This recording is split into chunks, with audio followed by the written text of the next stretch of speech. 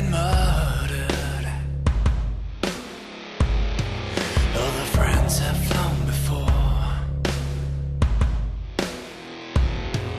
On the morrow he will leave me, as my hopes have flown before. And the bird said nevermore. You're listening to the Call Podcast with Brandon and Josh. Hello, everybody, and welcome to a brand new edition of The Call. It is a Baltimore Ravens podcast where we talk anything and everything Baltimore Ravens football.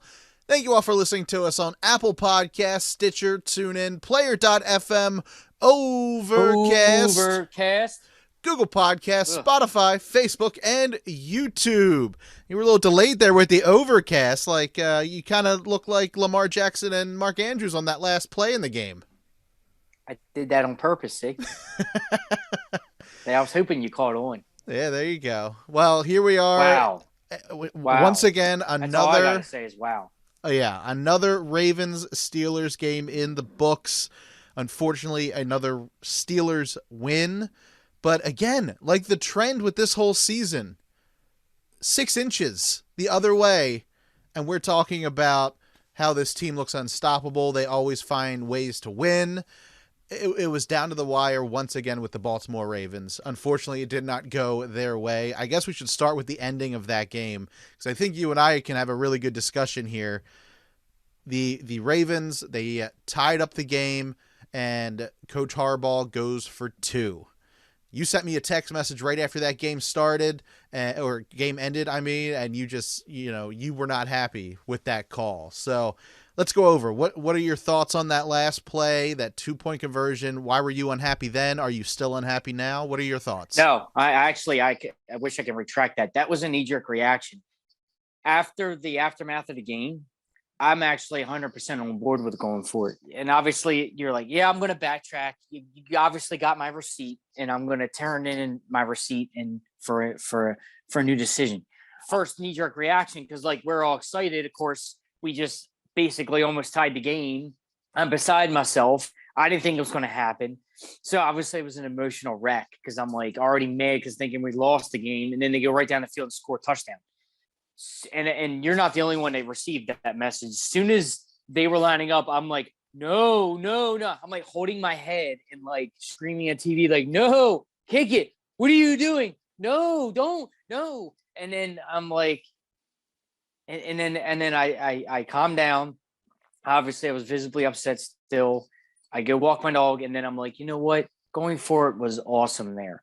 Here's why I wanted to change my statement and definitely want to get your take as well. So bringing it all back in and thinking about it, the gambling man that I am, obviously, this isn't casino, this isn't poker, but it's a calculated risk. Going for it was a risk. Going for it on the road against the Steelers is a risk.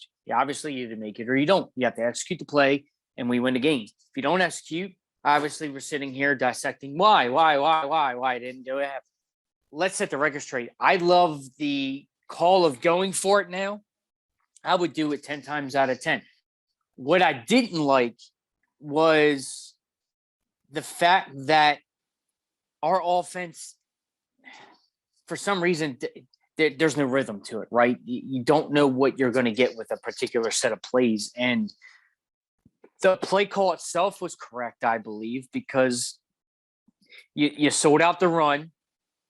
You had Mark Andrews essentially wide open. The throw just wasn't made. And obviously, and I posted a picture of a still, and I circled everybody. I'm like, the line's all on the ground.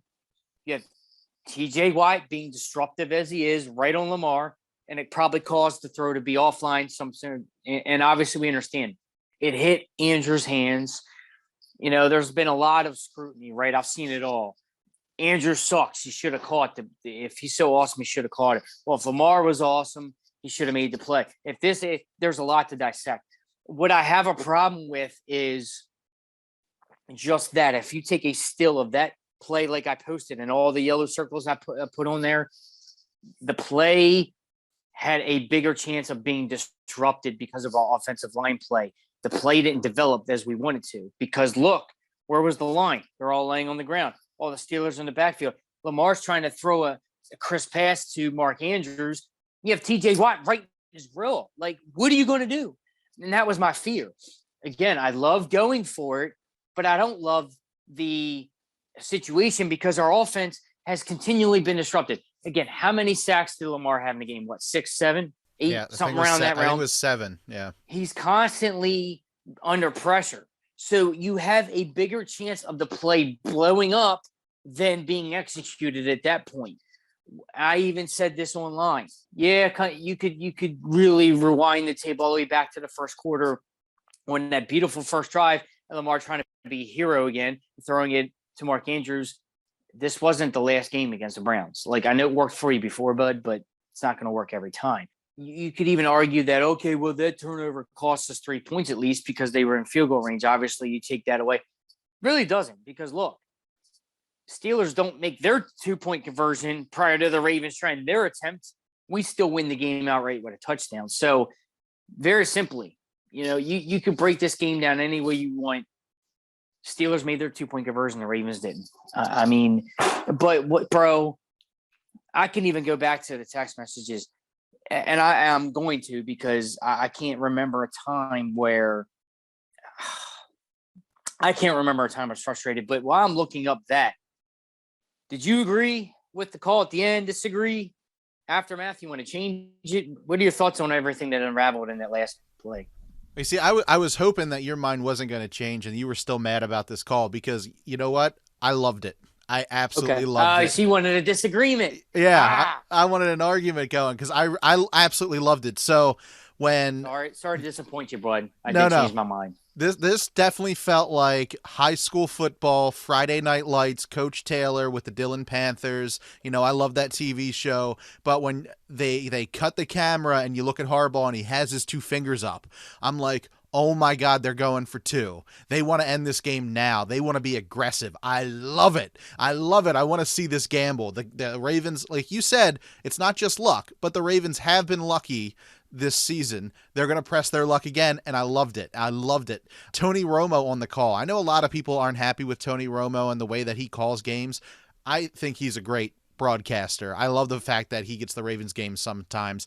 I wish he got them more. But when he was like, oh man, I hope they go for 2. Why don't just go for 2? I know they're going to kick a field goal, but go for 2. Let's end it now. Let's do it here. Let's do it that. And then the other broadcaster goes, Tony, they're going for 2.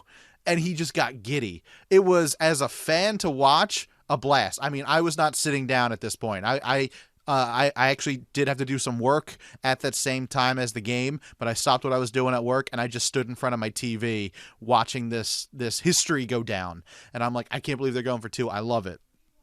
When Harbaugh said Marlon Humphrey went down, I'm out of cornerbacks. I'm going for 2 because I don't think this defense can stop Big Ben even in overtime. I think it clicked with a lot of people. It made a lot of sense. But I love the fact that Harbaugh goes for it. He's aggressive, and I think it kind of showed that he does have faith in Lamar and the offense. Now, whether that might be a little misplaced faith in them is one thing. I think he was probably thinking two plays down the road into the next game where it was that feeling again, like, Lamar, you want to go for it? Yeah, coach, give me the ball. I want to go for it. I think he was looking for one of those moments again to motivate Lamar in this game and the next. Now, unfortunately, it didn't work out like it has in the past. But I love the fact that they went for 2. I thought the play call was a smart idea. TJ Watt, there's a reason why he's so good. There's a reason why. And he's paid. And he's paid. And why he's paid so much. He got into. And while we were mad, he got eligible to play because this reason. Yeah. Very, very happy he was tested negative for COVID. Very happy he had the ability to play, but really a bummer that he was there. Because I think we're talking about a Ravens win right now if TJ Watt isn't on that field. He knew from playing Lamar in the past that he has to get close to Lamar. Lamar juked him out before. He said this in a post-game press conference. He got juked out by Lamar before. He knows, I got to get to him quicker. I gotta make sure he doesn't have the view that he would if I'm a little bit slower. And that's why he was off with that throw to Mark Andrews. TJ Watt did his job correctly. You can't fault the guy for that. But I feel as if it was the right call at the time. I like being aggressive. I like the fact that Coach Harbaugh went for it. Do I wish Mark Andrews could have caught it? Yeah, absolutely I do. But do I fault him for going for it? Nah, not at all. Finish the game in regulation. Let's do it. Your team's worn out. It is a rough and tumble game. And Big Ben came to play. Big Ben walked down that field. He was able to get around Anthony Averett, get that ball into his receiver's hands, and easy touchdown for them. Who's to say without Marlon Humphrey on the field, he could just get a coin flip. Potentially he could win that one, and Big Ben could do the exact same thing in overtime. So it's I think Harbaugh going for it and the Ravens going for it. I love it. I loved every minute of it, except for the part where we didn't win.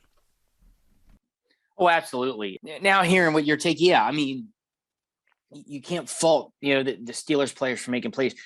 And again, to be honest with you, I didn't even know Marlon was hurt. Maybe because I was so enthralled with the game itself. Sorry, I didn't know he was hurt. So when the aftermath, and I'm not saying Harbaugh's statement changed my mind on my stance, but when I read that, I'm like, he's hurt? What? Now, but you're right. It makes sense because if we have no corners left and we can't stop them already, and it was a frustrating game because we stopped them many times before that. And then right at the last minute, they decided to just, okay, let's go score. The game was very much in reach for either team for the longest time. But what I'm very mad about and frustrated, and I got the stats up here. So at one point in the game, all right, this text message was sent. I don't know when the stats were, but it was sent halfway before. I think the Ravens at least had 7 points because they only showed one rushing touchdown. So at one point, I took a screenshot of the Ravens app of some stats, and I sent it to a friend of mine. I was like, we are dominating. We had 99 rush yards to their 24 at this point in the game. And again, I don't know what point this was. We had one rushing touchdown to their 0, so we know at least it was after the big drive. We had 16 first downs to the Steelers 5. We had 7 of those first downs were rush first downs to the Steelers 1. And then 7 of those were passing. And then we had 2 penalty first downs to break it down. Here's the interesting and awesome stat at that point in time. Time of possession, Brandon. 28 and a half minutes favor the Ravens to the Steelers 8 minutes and 46 seconds. Wow. And we know the Ravens dominated. I mean, look, you see the chart, you see the big circle. Look how lopsided that is. When you have the ball for nearly 30 minutes probably over foot, they had the ball for nearly 30 minutes at that point in the game. And they only had 7 points to show for it. We know they had a turnover in the red zone. Can't happen. First drive was beautiful. Executing on third down, keeping the drive alive, going right down. I thought we were going to score 7 first and punch them in the mouth and really just pour it on. Resilient to the Ravens. And 99, I think it was a 10-play, 10-minute, 99-yard touchdown drive. Bravo. That was fantastic. Capped off by a Devonta Freeman touchdown run. Drive of the year. I don't care if obviously they did lose the game. Drive of the year. I mean, that was immaculate. That was perfection. We were all pissed off, right? Steelers pinned us deep. Here they go. They're playing Renegade in the stadium. The towels are twirling, and we're pinned against the 1-yard line. Didn't phase the Ravens. They didn't blink. And then they scored first. 7-0, drew first blood. The game was in balance for a long time. It was 7-3. The Ravens dominated every facet of the game except the scoreboard for a while. And that's what led me to really get frustrated because, again, letting the Steelers hang around. They're letting them hang around. They're letting them hang around. And then eventually they're going to crack the code. They're going to get theirs. And then you're going to sit here wondering why. That's a big, big telling fact. The fact that the Ravens have only scored in the teens in 4 straight games and are 2-2 in that regard, I don't know. You tell me, man. They got to score more. I mean, they scored in 30 points against the Vikings, and then it's kind of like they forgot how to score points at a clip. There's so much to unpack in this game. I mean, the defense, bravo. They held the Steelers off for so much long, and then they just couldn't do it anymore. Offense, streaky. Where's the 99-yard drive? We've seen it. Then it takes them till the end of the game to get the eventual almost a game winner or game tire at that point. Who knows? Where's the Lamar that was at the Colts game that just took over the game and just was like winning the ball? We know this offense can do it. Rashad Bateman getting one target, not going to happen, not going to cut it. Where was Hollywood Brown? Joe Hayden was not playing in this game for the Steelers. You can't sit there and tell me that, well, we get it. A lot of those sacks are coverages because Lamar's going through his progressions, and I'm sorry, he's got to step it up, bro. Regressed since 19, not reading defenses correctly. I don't care. You can blame the line all you want. Well, you don't have the time. What do you expect? Get the ball quick. I feel like, and he was almost a whole second slow on and Tony Romo broke it down, the Mark Andrews touchdown. I wanted that back. Ravens could have won it outright. The play to Mark Andrews, if he'd have seen him break off the line when the blitz happened, he would have had Mark Andrews first touchdown. Instead, he waited, and then he threw the incomplete pass. It was it was air and throw. So he's just got to do a better job of reading it. And I know it's easy for us when we watch replays, and it's easy for us to watch on TV, but when we're not having NFL defenders fly in our face at field level. But, dude, Lamar's got to step it up, man. The Ravens have a problem on their hands with this whole contract situation. That's another story. But I don't know, man. It's to me, this team is too stinking talented to be mediocre. I mean, you can call the injuries what it is. It is far to overcome. I get it. They've remade their whole running back room. But the Ravens are an 8-4 football team. They're still a 13 AFC playoffs with 5 weeks left. So it ain't like we ain't like the Lions just celebrating the first win. I mean, for some miraculous, crazy reason, this team has 8 wins. Whether it's by design, whether it's by talent, or whether it's just by things falling into place. You're not sitting here saying the Ravens are lucky. You can't. There's no luck in the NFL, 100%.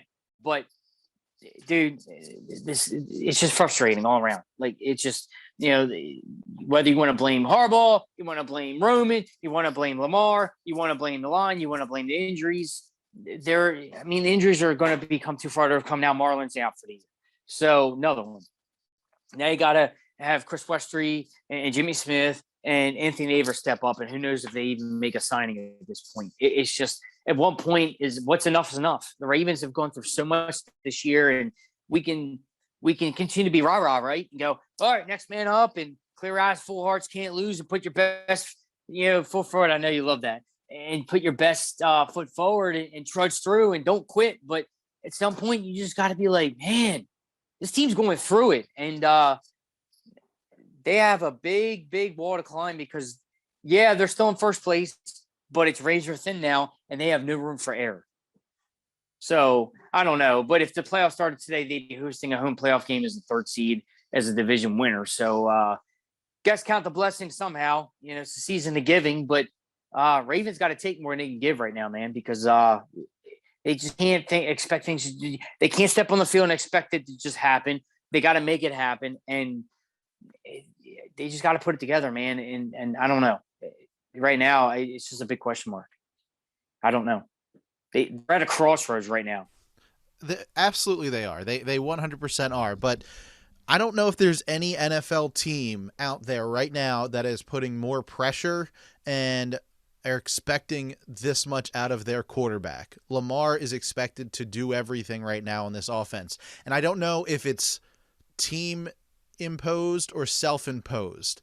I do worry about that. The big drawback with RG3 when he showed up in this league is that he put the team on his back voluntarily, and that's what got him hurt against the Ravens and Haloti Ngata. He was doing things that he didn't have to do. So I don't know if it's the team or if it's Lamar doing that. It worries me about seeing how much he has to do every single game. There was one play, and it was the beginning. I want to say it was before that first interception in the end zone. I want to say it was the play right before that one. And I think Lamar tried to run. There was nothing he could do. And he looks over to the sideline. The camera got this. It was very quick. It was very if you like, you weren't paying attention to the left side of the screen, you missed it. But there was a guy on a headset, wasn't Harbaugh. I had not recognized this guy before, but he was in street clothes, had a headset on, had a clipboard. He looked at Lamar, he took a deep breath and then held his hands out and then pushed his hands down, pretty much telling him, calm down. You gotta breathe. And I think Lamar is getting frustrated. I think Lamar is I don't want to say collapsing underneath the pressure, because I don't think it's that, but I feel he's feeling the pressure. I guess I can feel comfortable saying that. He's feeling the pressure, and maybe his knees are starting to buckle a little bit underneath all of that pressure. There is no run game. Yeah, our running backs, they're doing okay, but the only guy with any type of run to talk about is Lamar. The running back situation is non-existent. Lamar is getting some of these throws out to his wide receivers, and they're going off fingertips. So Lamar is doing well, but he's getting frazzled out there on the field, and I think it's because he's trying to force things to happen because he knows he doesn't have an option to run the ball unless it's him. He knows he only has so many targets because a guy like, Nick Boyle isn't there. Not all his tight ends are there. Not all of his wide receivers are there. And the offensive line isn't giving him the time. We got Rashad Bateman from the draft last year. I'm really hoping this year coming up that they get someone in the first round and put him on that offensive line. No Ronnie Stanley, right now. We know that throughout the whole season. Lamar is, I feel like he's expected to do too much, but I don't have the answer of what he should do instead because there aren't any other options. Teams have figured out limit the run by shutting down Lamar. That's easy. You're forcing him to throw. Now he's throwing the ball, but he's making some really dumb mistakes. Like you said, that play to Mark Andrews worked against the Browns. It's not going to work against the Steelers. We saw that. They did all that hard work getting down the field, and then they get to the end zone, and then he throws that interception. That was just bad. I mean, that was really bad. But and how that started, it's kind of like it set the tone for the night, right? Yeah. You just came off a game where, granted, they still won, but we talked about it. He threw 4 picks, and he sat there and was like, "It's all on me. I got to do better." But then what's he do the first drive? Falls right back in the same pattern. So now it's like, we're already skeptical. We're trying to cheer for you, bud. And they're like, all right, Lamar, all right, I hear you. Go out and do your thing. Right. And then he does that, and then you're sitting there in the living room watching, wherever you're at watching the game, and then you want to cross your arms and sit there and go, well, you want to play better. It's more of the same. Here we go. Fifth interception in 2 games. Here we go. Now, again, you redeemed yourself, led the 99-yard touchdown drive, but then nothing after that, quiet all the way to the end. And it's like, I've had some good discussions, and I feel like Lamar's being held back. The offense thrives when it's that hurry up, let him do his thing, wing and ding it. Right. When he's got to read a defense, and again, I get the NFL game is complex, but and you can't control a lot of things that happen. Game flow, things happen, but Joe Flacco thrived in the same kind of rrhythm. And they never let Joe do his thing. Joe always wanted to play shotgun, and he was never allowed to do that. No, and that's the problem. That's where I'm going.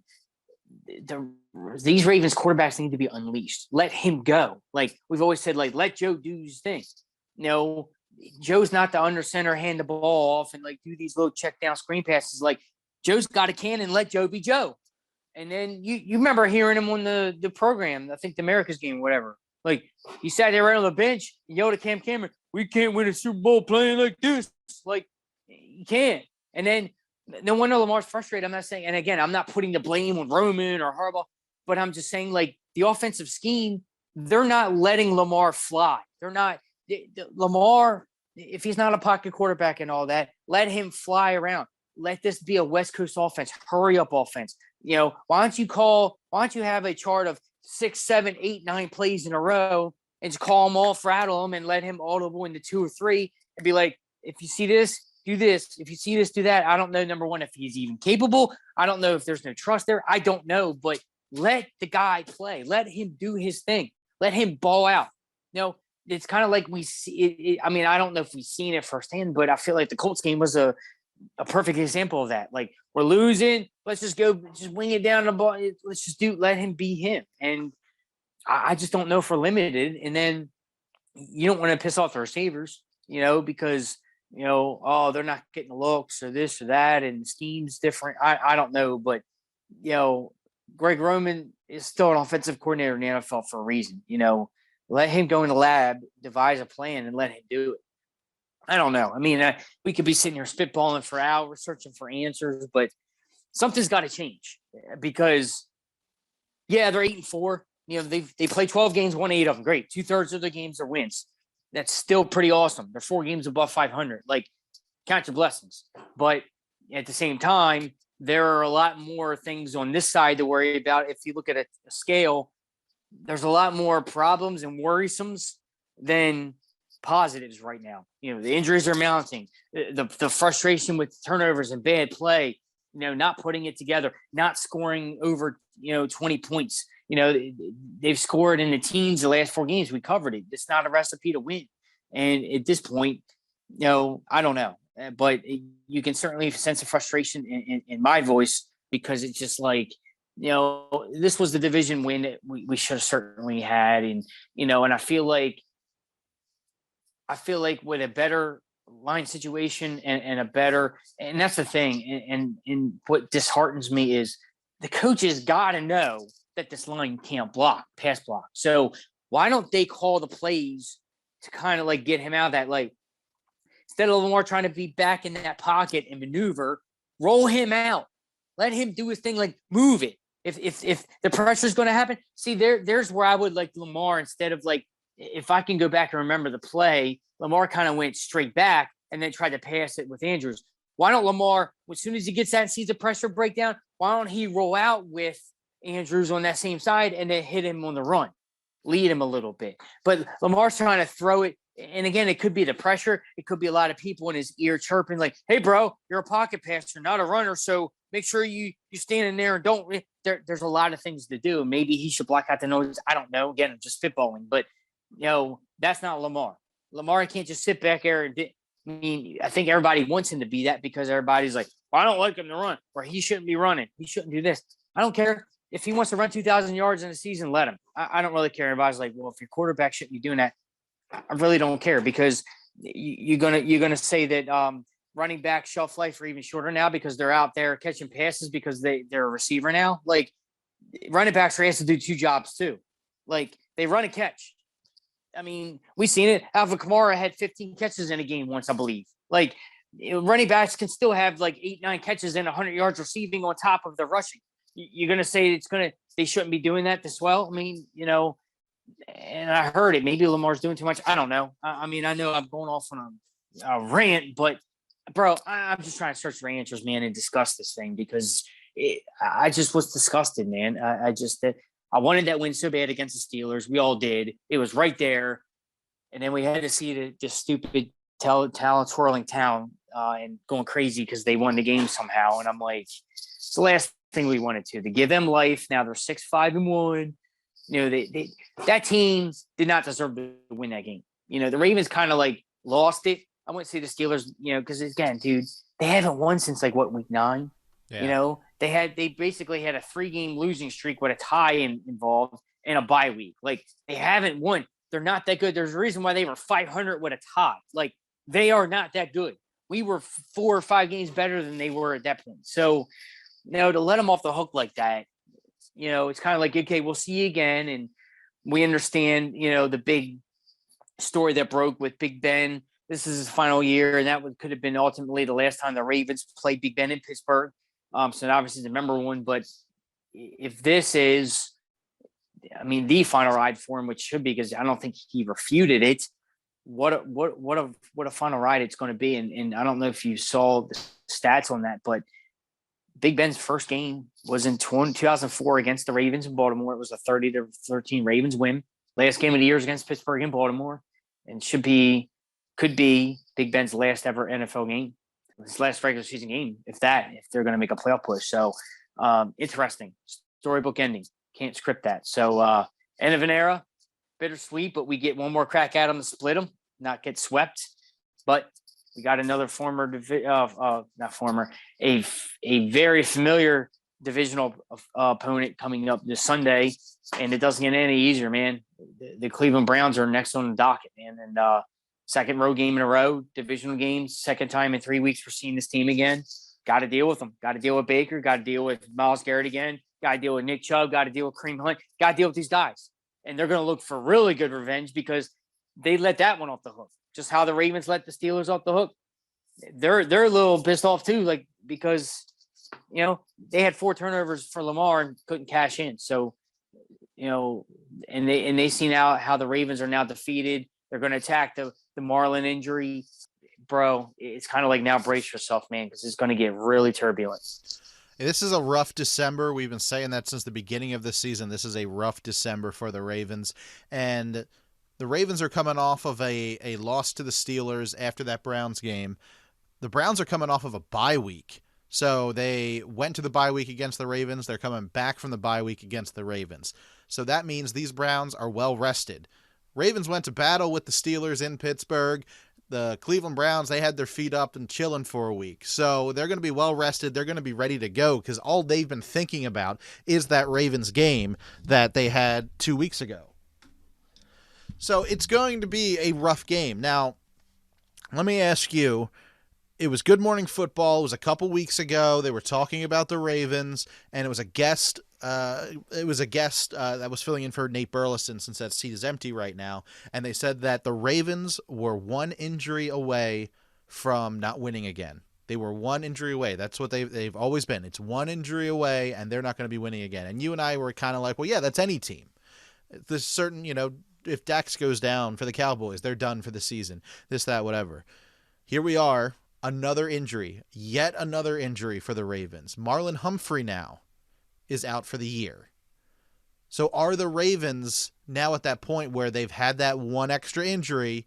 Are they done for the year? Because these cornerbacks that the Ravens will be looking at to defend and to make sure that they're breaking up any kind of passes from Baker Mayfield is a guy that's going to lead the team, Chris Westry, who missed a couple games already this year, who I have not been impressed with when I saw him at practice in a couple games, or it's going to be Jimmy Smith, who is very injury prone. Can he even get through the next 5 weeks? We don't know, but those are the 2 guys that will be leading the quarterback pack on the field in Cleveland. So what does the loss of Marlon Humphrey mean for this team moving forward, especially against the Browns? And what do you think of the leadership now for the cornerbacks? These guys you have Jimmy Smith, who is a veteran who you can count on for veteran leadership, but can you count on him to stay healthy? And then you've got Chris Westry, who is kind of unproven and unknown what he can do, and who already missed a few games due to an injury this year. Does he have the playing ability to lead this group? What are your thoughts? Yeah, you're going to have to rely on Jimmy's leadership. Obviously, he's one of the few veterans that can get the job done. You're going to have to rely on not only him for the secondary room, but for defense as a whole. Now, him and I would say Brandon Williams can share those responsibilities as being the elder statesman of the defense. You got Josh Bynes thrown in there as well. I mean, you can't replace Marlon Humphrey. Huge loss, man. And I wish him well. And it's another tragic IR story that for some reason this year just wants to keep going. Is it just this year, though? I mean, how many years are we going to go through where half the team is on IR? I feel like we had this in the Joe Flacco era. We had this, what was it, Steve Smith's second to last year. Like it seems like every single year the Ravens are the team that are most beat up. What is it? Is it something in the water in Baltimore I don't know about? What's happening? I hope not, because we all live here. So, plus I use water to make my coffee around here, so nothing better be in the water. Yeah. I don't know. Yeah, I mean, you could really, really put that under microscope and make another show about that, saying, okay, is it a training regimen? Is it with? I think as a whole, the snake bit. The Ravens have just been truly snake bit in that regard with the injuries, man. And you can chalk it up as a black cloud. You can think the Ravens are just cursed. That's fine if you want to. Excuse me, if you want to handle it that way, sure. But again, I just hate saying next man up, man. It's getting old, and I know that's the mantra. Everybody's got to step up and do their job. Can't take on more than they can chew. You can't take on all the water. You can't take on all the jobs and responsibilities. You just can't. You got to trust the guys next to you. But it's going to be a tumultuous task, man.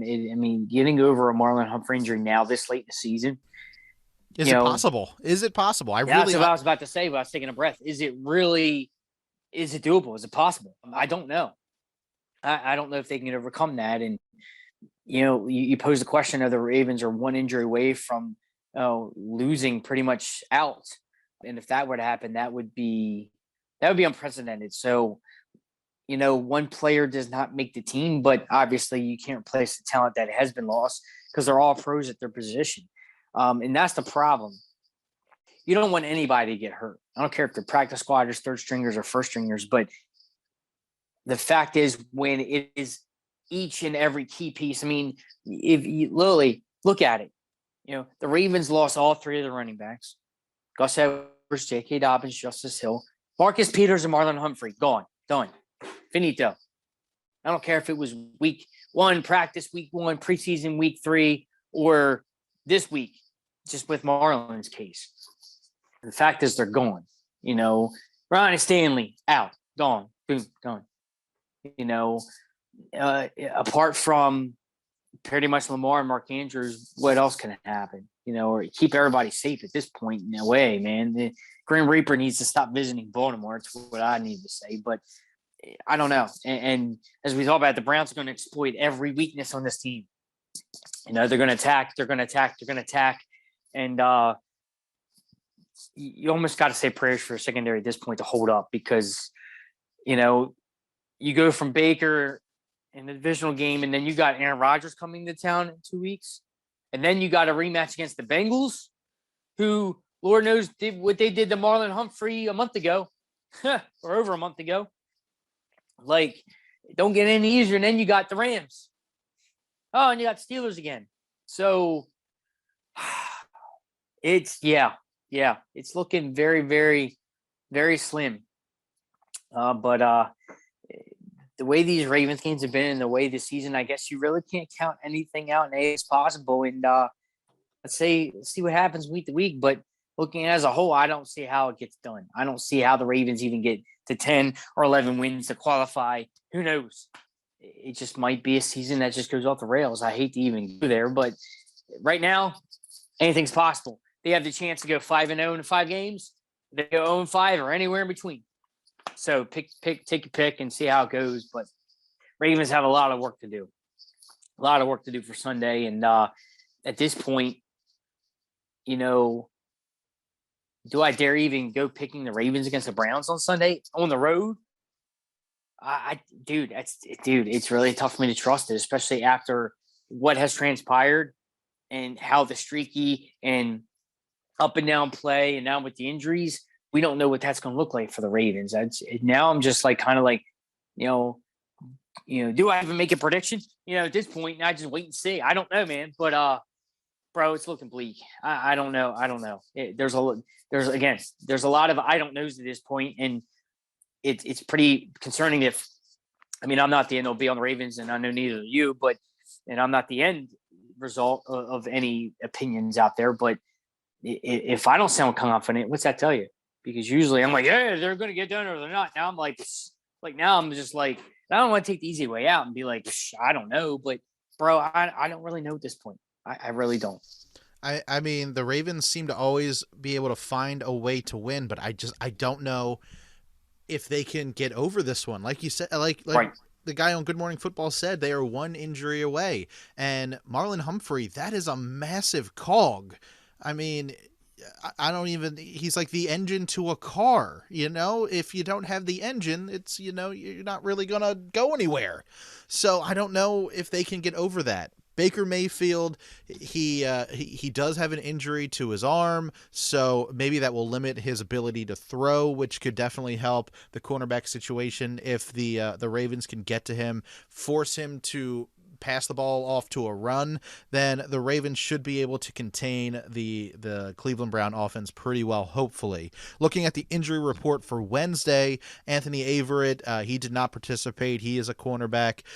Nick Boyle did not participate again, so it doesn't look like Nick Boyle will be coming back. He played 2 games after that really bad injury last year. He played 2 games earlier this year and then hasn't been back. Calais Campbell did not participate on Wednesday. That could be a huge blow if he's not there on the defensive line. Justin Houston, he never practices on a Wednesday. He's because he is a veteran. Anthony Levine Sr. did not participate. Chris Westry, though, was a full participant, which was good in this already beat-up cornerback squad. So hopefully he will be there and be able to do something. I don't know. This is a very difficult game to call. Lamar was able to throw the ball a lot. He was not able to run against Cleveland last time around, so I think that they're going to force him to throw the ball again, but can he get that same magic he got with Mark Andrews 2 weeks ago? I sure hope so, but I don't know. I feel like the offense should be able to put some points on the board, but will it be enough to fend off Baker Mayfield? I kind of feel as if we're going to be flip-flopped and the Browns are going to win this one and it's going to be 16-13 Browns this time around. Okay. Still low scoring, but I don't know. The Browns are at home this time around. They're well rested. They want to get that win back from 2 weeks ago, so they're motivated. I feel as if, if you're rolling the dice, there's a good chance the Browns are going to be the favored team at this point. I don't know. I really want to see what happens with the cornerbacks. Without Marlon Humphrey, can they survive? We saw what happened against the Colts with Anthony Averett. They just picked on him the entire time. Has he recovered from something like that? Can Chris Westry step up? Can he be the next man up? Can he take that number 1 spot? Yeah. And I don't know. You don't know because we haven't now because we know the injuries have just impacted the team freshly. We don't know what the scheme's going to be like. We don't know how the secondary is going to hold up. So not saying take an easy way out and predicting the game, but it's like, you're right. We really don't know how it's going to hold up. And until we see the result, and then you can even go game to game, they might not perform well against Baker on Sunday. And then we could be talking about a second straight loss and they're 8-5. Who knows? They might go out shock the world and beat the Packers and then hold Aaron Rodgers and be like, this is the same secondary that just got lasered by Baker Mayfield and the Browns. And then, you just don't know. But until now, if they keep the game close and they hold them at bay, and even if it's still an L, all right, we might be okay. But if they get toasted, given the rattling off the opponents that we have left, and they get toasted on Sunday, bro, it's going to look bleak. It's going to be hard to come back from. I mean, Lamar, the offense has to get it in gear. I mean, we've seen what they can do. We've seen it. They put up 30-something points against the Chiefs, going toe-to-toe with them. They came back with a vengeance against the Colts. They put up 30-something against 34 points against the Vikings in overtime. They can do it. And I don't know what's the holdup, what's the hindrance.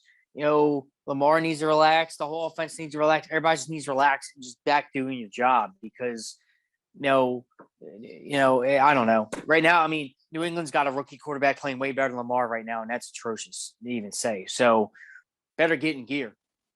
That's all I got to tell you. But I'm right there with you, man. I think it's going to be a closely contested L for the Ravens in Cleveland. Put them at 8-5, and maybe then they'll get in gear, but we'll see. But hope they prove us wrong somehow, some way, some form. But until we see the aftermath of this loss and the bad taste that they have against Pittsburgh, and if it motivates them to do better, and how this injury is going to affect. We already know the injury is going to affect them big time. It's just how's that going to translate in the field, and we shall see. Yeah, looking at the schedule ahead for the rest of December, early January, you've got the Browns, the Packers, the Bengals, the Rams, the Steelers. I mean, in those games, maybe 2 more wins?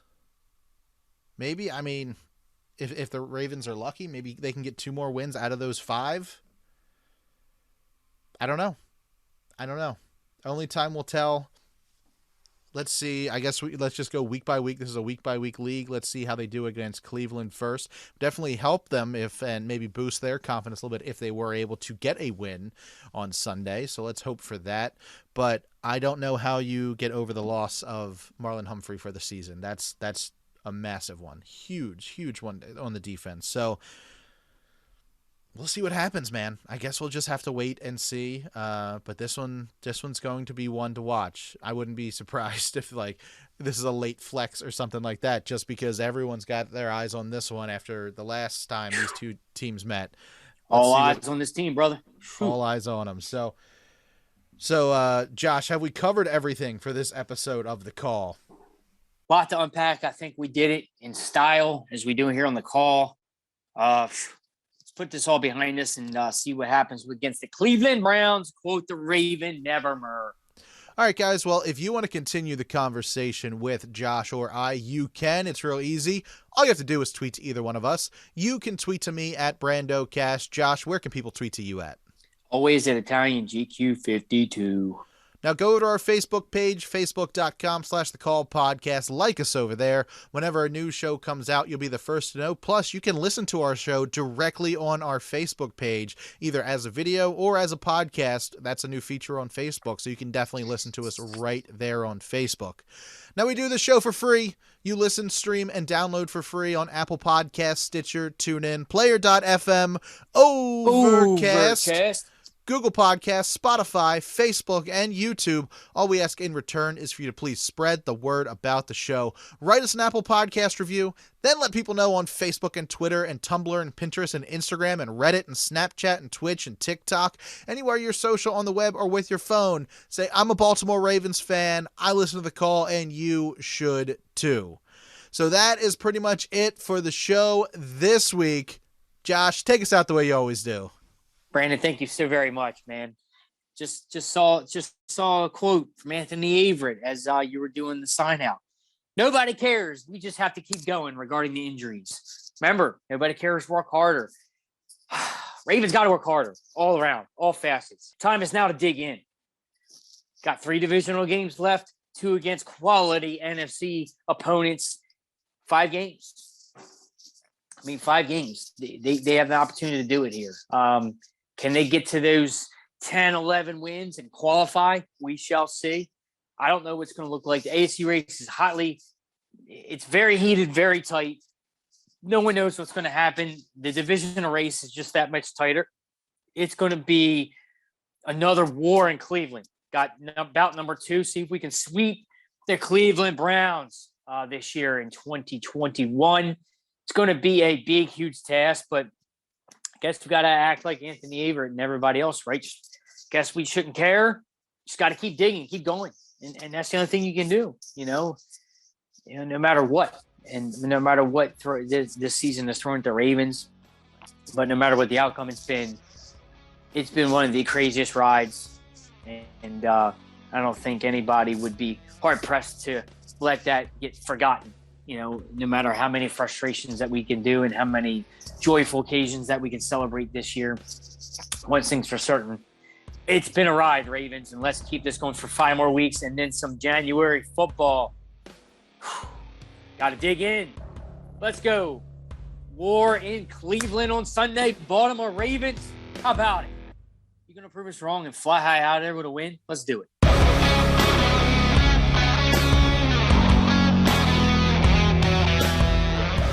This has been a production of Brando Cash Entertainment. Music by Brad Lepore and Daniel Kelly from the DBK Studio. For more information, go to brandocash.com.